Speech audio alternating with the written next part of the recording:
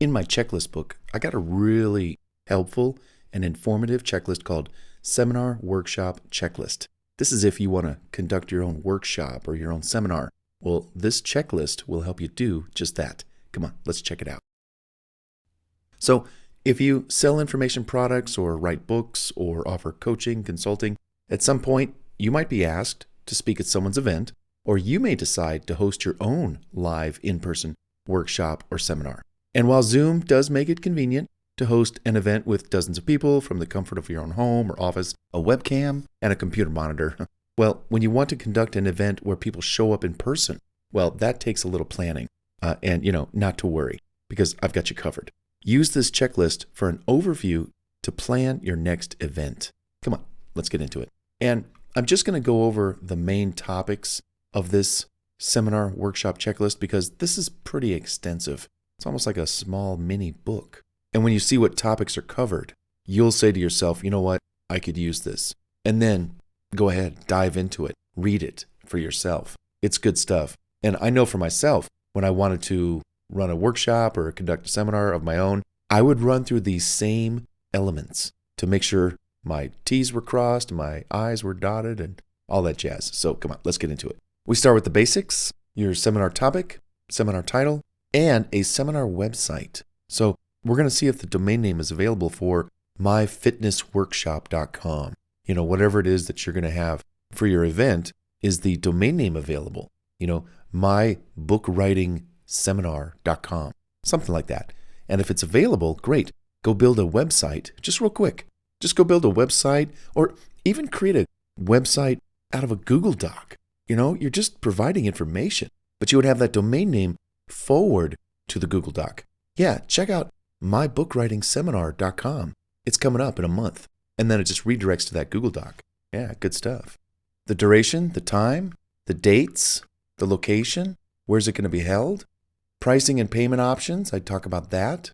I give different pricing examples, a 1-hour seminar, a 1-day seminar, a 1-week seminar, early bird registration discounts, offer people payment options, collecting cash payments, Venmo, Cash App, credit card payments. I talk about that.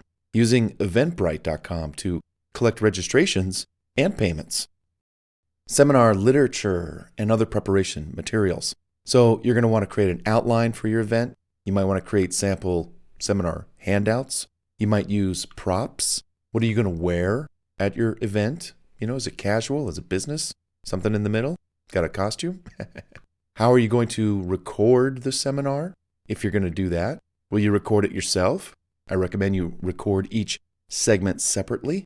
So divide up the topics on the outline and then record them and then give them a title so you know which ones they are. What kind of equipment will you need? I'll give you some links to that. What kind of recording software do you need? Same thing. Some tips. Video recording your seminar. Rehearsing your seminar. Guest speakers. Are you going to invite guest speakers to speak at your event? Sometimes it's nice. Sometimes, only if they speak for like 30 minutes, 45, something like that. It's up to you. Give you tips on that. A lot of tips on that. Selling product at your seminar, back of the room sales. If you don't have a product to sell in addition to the registration tickets, then go create one. If you don't have time to create a product, sell the recording of the seminar. Lots of good ways to make money from your seminar. Staffing and support, I go into tips about that. The website and shopping cart, promotion and payment, I talk about that right here.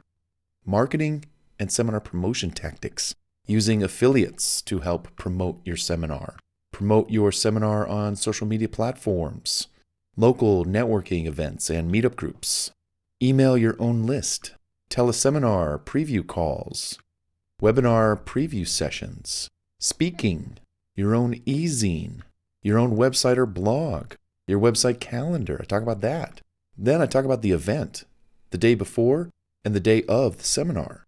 How to prepare the night before, get plenty of sleep, arrive at least 2 to 3 hours early to the location so you can properly set up with ease and no pressure, no stress.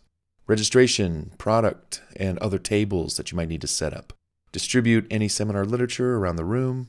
Assigned duties for staff and helpers. set up any props, set up your audio and video recording equipment, test it. Lights, camera, action, it's showtime. Everyone to their station, it's time to begin. And then follow up with e-classes and making money in your next seminar. After the event is over, survey your attendees. Hey, how'd you like what you went through? Did you learn anything? Would you come back if I had another one? Would you recommend people come to my next one? Follow up with e-classes. You could actually take your seminar or workshop, the recording, and put it up on your website behind a membership-protected wall. So people have to pay to access the seminar that they couldn't attend. Imagine you had 10 people show up who paid $100 and you made $1,000 gross. Maybe you had $300 or $400 in expenses. So maybe you netted, $600. But you have a recording of the event and you're going to sell it online to people who from all across the country who couldn't make it. So before you know it, you might have 100 sales of a $50 price. You reduced it because it's online, no expenses. Well, now you just grossed $5,000 plus your $600. You're doing pretty good. You might become a more popular consultant. So you might offer private consulting, seminar product sales. Again, you're going to sell the audio and the video portion of the event. And then you're going to plan your next seminar. Well, if this checklist doesn't help you out, I don't know what does. At least it'll get you on the right track.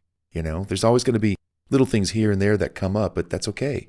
Hey, if you like this checklist, go ahead and check out the description box in the left-hand side and click this link right here that says download and print this checklist. It'll take you to this Google Doc. And when you're here, you can simply file, make a copy of this document to your drive on your Google Gmail Drive. Make a copy. Or file, you can email this checklist to yourself as a Word doc. And then you can download it as an attachment to your computer. You can also download it right here, Microsoft Word, okay? Or if you're ready, just print it. Print it, have it in hand, and start learning how to set your seminar or workshop up with order and organization and confidence. If you want the checklist book in print, go ahead and click this link right here and you get the whole paperback version of my checklists. It takes you over to Amazon where you can have the book mailed to you. And it has all 70 checklists. And again, take a look at the checklists that you got here. There's a lot here. Wow. And that's it. Hey, I hope this seminar workshop checklist helps you out and at least removes a lot of questions as to, I've always thought of having a workshop. I want to have a seminar. I hope I can cover all the bases. What things go into the workshop. I know a few things, but am I going to cover them all? Oh, I got Bart's seminar workshop checklist. That'll help me.